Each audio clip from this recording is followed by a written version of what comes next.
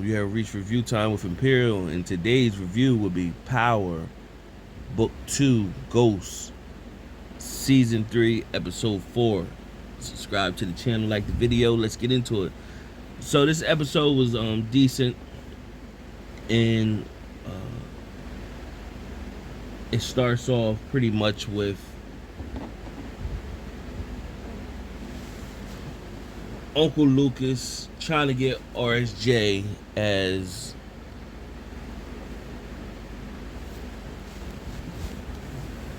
a client, and he pretty much ain't with what Uncle Lucas is putting down. Tariq can see it because the angle that Uncle Lucas is coming on to. Tariq can see that he's not gonna be with that. So after RSJ just got up and left, Lucas is looking like, well, what happened? Tariq told him, he said, why you didn't say this before? Or whatever. So he pretty much told Tariq that if he didn't get RSJ as a client, he wouldn't have an intern with them no more. So it just seemed like keep writing this character, like as smart as Tariq is, that he's still at the beck and call of people. But he gonna use them like they're using him. But it's like, just to hear, well, if you don't get him, you're gonna lose your intern here. So that was I didn't like that part of it. But I guess somebody say, well, the writing's gonna write it where Tariq eventually rise above that. So you also have their businesses booming with their scheme with the coffee and putting the drugs at the bottom of the coffee. Also, they got Noma's money. So this is another thing. Tariq finally got a car or whatever. So he finally got a V. So that puts it in that shows, well, they finally getting money now or whatever. So I guess, that's the cool part in a sense, because everybody been saying for when Tariq gonna get a car. So Noma came. Now, this is another goofy part. You got straight killers. Obi comes in and he's pretty much saying, all right, well,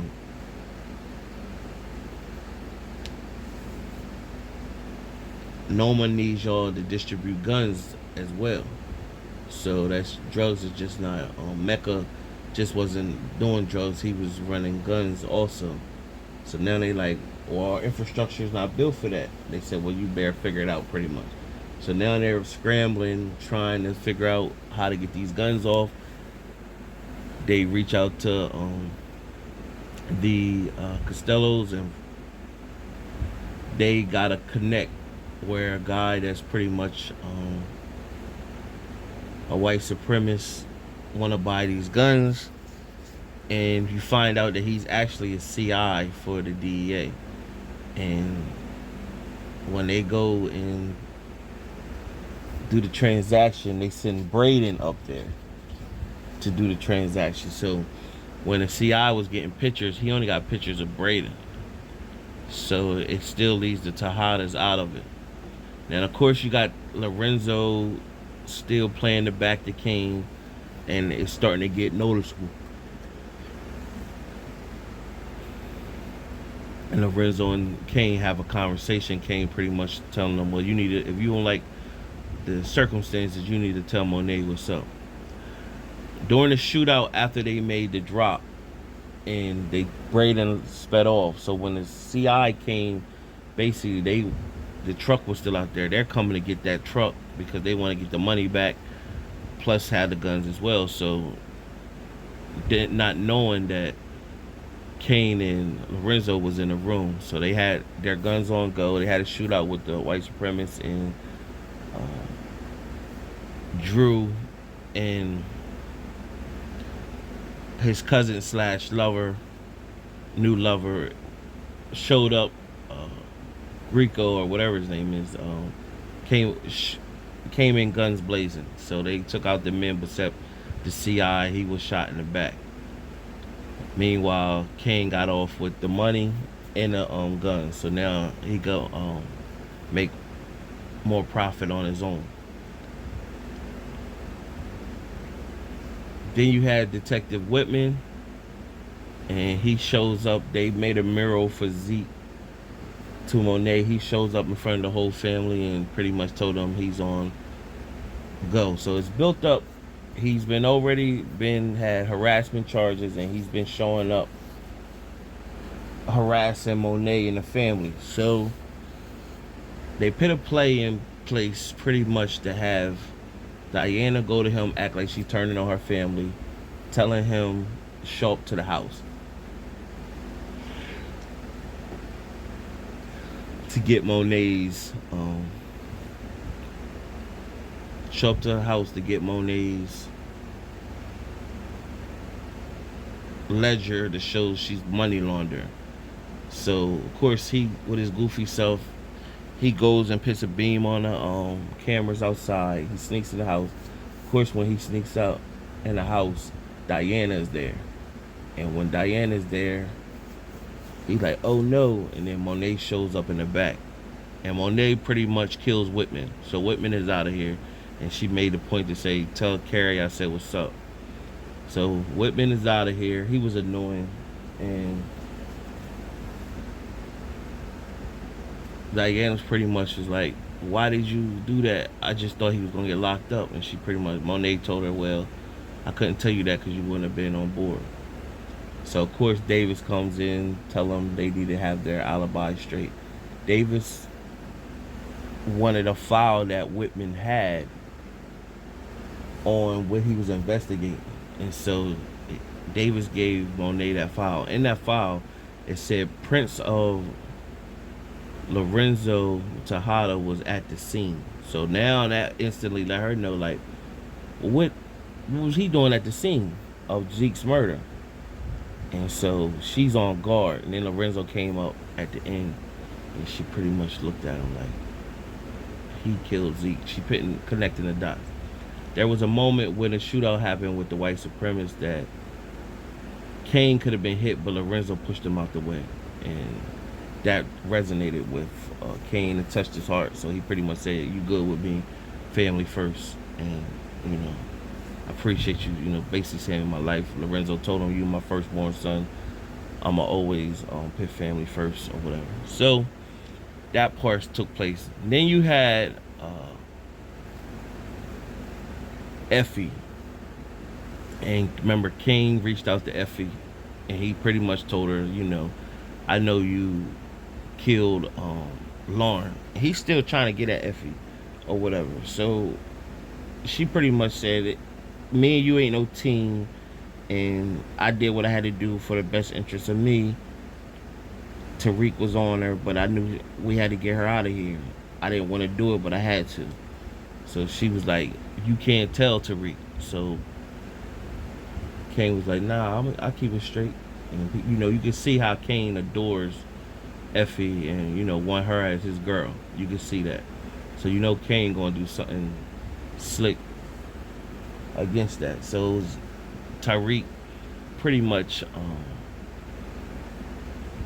they had the land of opportunity. They had their little class course that they always have each episode where they talk about real life events, you know, from different perspectives and different people from all walk, different backgrounds. So they had a little exercise that they did, and it just showed how certain groups have a full head start of other groups or whatever. And they had to write down something on their paper to what's a goal of theirs and what they stand for. Diana's was independence, Tariq's was family. Effie did see that, and so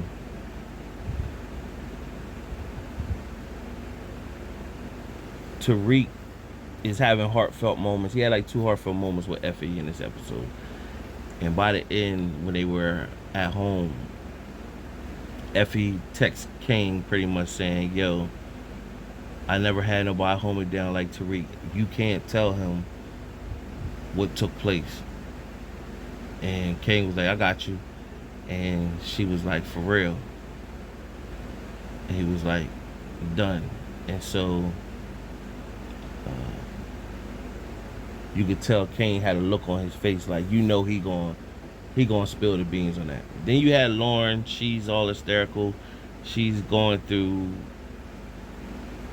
crazy, being locked away from her family, no internet, no nothing, and just in the house, away from society.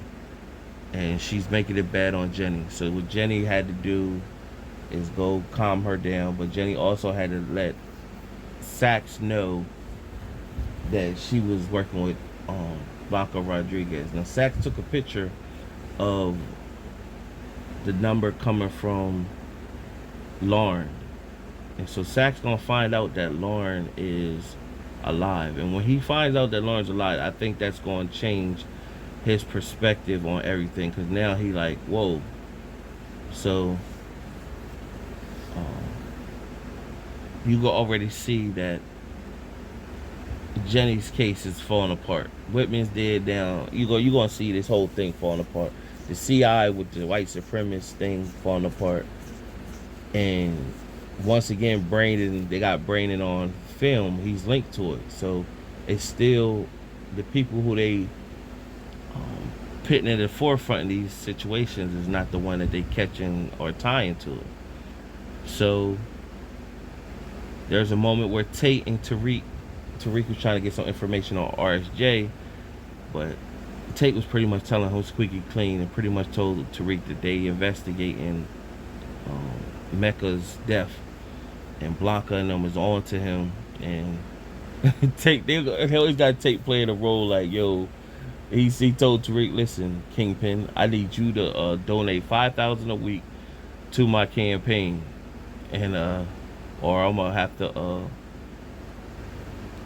spread some information to Blanca and them, and and thank you for donating to the campaign of Tate or whatever. So that was a funny moment or whatever, because Tate knows who Tariq really is or whatever, and so it's good when you had that character. I don't know why they decided to not do that spinoff with Tate. I think that would be a good spinoff of when they was going to have Tate with the politics. I guess they'd look at it like people wouldn't have been interested in that. But I think it would have been worth a try just to see, put a pilot out there and see how people take to it. Because I think Lorenzo Tate is a good actor, and any role or scene he has, he try to own it while he's in it. I think you need to find a way to put more of him. I think they're going to allow him to win so that he could be more involved in a storyline. So I think that was pretty much, I covered every basis that took place in the episode. Of course, they got Monet killing Whitman, and it was self-defense. So she had Diana punch her in the face and make it look like she was hit first, and that Whitman was the crazed boyfriend with Carrie and just thought Monet was the one who did it and wanted revenge. So that's how they gonna write that off with me.